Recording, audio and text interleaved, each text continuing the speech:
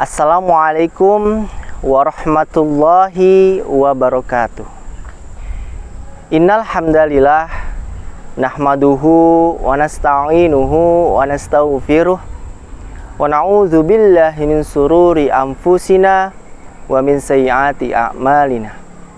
May yahdihillahu fala mudhillalah wa may yudlilhu fala hadiyalah. Asyhadu an la ilaha illallah wahdahu la syarikalah wa asyhadu anna Muhammadan abduhu wa rasuluh la nabiyya ba'da. Allahumma shalli ala sayyidina Muhammad wa ala alihi wa sahbihi ajmain. Rabbi shrah li sadri wa yassir li amri wahlul 'uqdatam min lisani yafqahu qawli. Alhamdulillahirabbil alamin. Alhamdulillah wa syukurillah. Satu kalimat syukur yang semestinya kita sebagai hamba Allah Subhanahu wa taala haturkan, hadiahkan kehadirat Allah Subhanahu wa taala, karena sampai saat ini hingga detik ini kita masih diberikan begitu banyak kenikmatan oleh Allah Subhanahu wa taala. Di antaranya nikmat sehat, nikmat iman, nikmat Islam, dan tak penting pula, dan tak lupa pula nikmat kesempatan untuk menjalankan ibadah puasa di bulan suci Ramadan. Sholawat dan salam semoga tetap tercurahkan kepada junjungan kita Nabiullah Muhammad SAW beserta keluarga, sahabat-sahabatnya, pengikut-pengikutnya hingga akhir zaman, yang dimana syafaat dari beliaulah yang kita nantikan di yaumil akhir. Semoga kita semua termasuk golongan umat yang mendapatkan syafaat dari beliau. Amin, amin ya rabbal alamin. Anak-anak soleh dan solehah, ayah bunda dan keluarga di rumah, puasa menjadi salah satu bulan yang kita rindukan, yang kita nantikan kehadirannya. Bulan di mana penuh keberkahan, penuh dengan pahala, dan penuh dengan pengampunan dari Allah Subhanahu wa taala. Puasa menjadi bulan yang istimewa karena banyak pahala yang Allah berikan hingga tidak terbatas. Semakin berkualitas puasa kita, maka Allah semakin cinta dan Allah akan memberikan pahala yang hingga tidak terbatas. Jika dibandingkan dengan ibadah yang lain yang pahalanya 10-700 kali, puasa lebih dari itu. Karena Allah sendiri yang akan menilai puasa kita dan langsung membalas dengan pahala yang begitu banyaknya hingga tidak terbatas. Sebagaimana diriwayatkan dalam suatu hadis riwayat Muslim, setiap amal anak Adam dilipat gandakan. Satu kebaikan dibalas dengan 10 kebaikan yang serupa hingga 700 kali.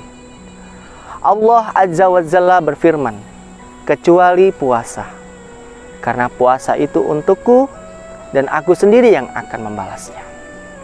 Maka dari itu, untuk menyempurnakan ibadah puasa kita, hendaknya kita amalkan ibadah-ibadah sunnah yang lain, sehingga puasa kita, ibadah puasa kita menjadi berkualitas. Di antaranya ada 5 ibadah puasa, ibadah sunnah puasa di bulan suci Ramadan yang akan saya bagikan pada kesempatan kali ini.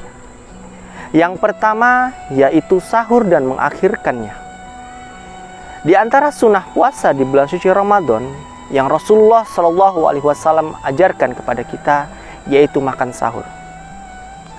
Rasulullah SAW bersabda, tasahuru fa inni tasahuri fi barakah, yang artinya makanlah engkau sahur karena sahur itu berkah.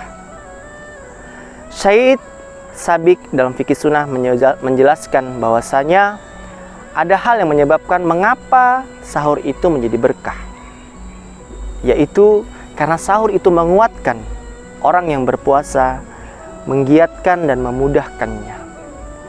Para sahabat Nabi Muhammad SAW merupakan pionir dalam mengamalkan ibadah sunnah ini.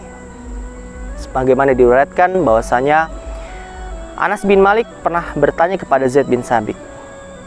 Zaid bin Sabit menceritakan bahwasanya mereka sahur dengan Rasulullah, kemudian melaksanakan sholat subuh. Kemudian Anas bin Malik bertanya kepada Zaid bin Sabit, berapa jarak kira-kira antara keduanya, yaitu antara makan sahur dengan melaksanakan sholat fardu subuh. Kemudian Zaid bin Sabit menjawab jaraknya yaitu 50 ayat. Kalau di dalam kita, ibaratkan kita kalkulasikan dalam waktu menit ataupun jam, itu sekitar 10 menit ya. Jadi sekitar 10 menit sebelum menjelang subuh, beliau mengakhirkan sahur seperti itu. Kemudian yang kedua yaitu menyegerakan berbuka puasa. Sunnah yang kedua yang Rasulullah SAW ajarkan kepada kita yaitu menyegerakan berbuka puasa ya. Karena ketika orang berbuka puasa, seseorang tersebut tetap dalam kebaikan ya. Berbukalah dengan yang manis seperti kurma, kalaupun tidak ada, berbukalah dengan air putih. Jangan sampai kita menunda-nunda untuk berbuka puasa, karena selain itu tidak baik untuk kita, tidak baik juga untuk kesehatan. Kemudian yang ketiga, memperbanyak doa. Mengapa Rasulullah SAW mengajarkan bahwasanya di dalam bulan suci Ramadan kita memperbanyak doa? Karena doanya orang yang berpuasa di bulan suci Ramadan tidak akan ditolak oleh Allah Azza wa Jalla, baik sedang berpuasa maupun dalam keadaan berbuka. Tentunya kita sebagai manusia mempunyai problematika masalah kehidupan masing-masing. Tentu jalan keluarnya yaitu dengan berdoa kepada Allah SWT, meminta pertolongan, meminta jalan keluar dan solusi. Namun takutlah kita ketika kita hanya mengharapkan atau berdoa untuk urusan dunia, tidak untuk urusan akhirat. Jangan sampai itu terjadi. Karena sejatinya kehidupan abadi bukanlah kehidupan dunia, melainkan kehidupan di akhirat. Kemudian yang keempat, menghindari pembatal pahala puasa. Sejatinya puasa bukanlah hanya sekedar menahan lapar dan dahaga. Rasulullah SAW menjelaskan bahwasanya hakikat puasa melebihi dari itu. Hakikat puasa yaitu menghindari hal-hal yang sia-sia dan keji.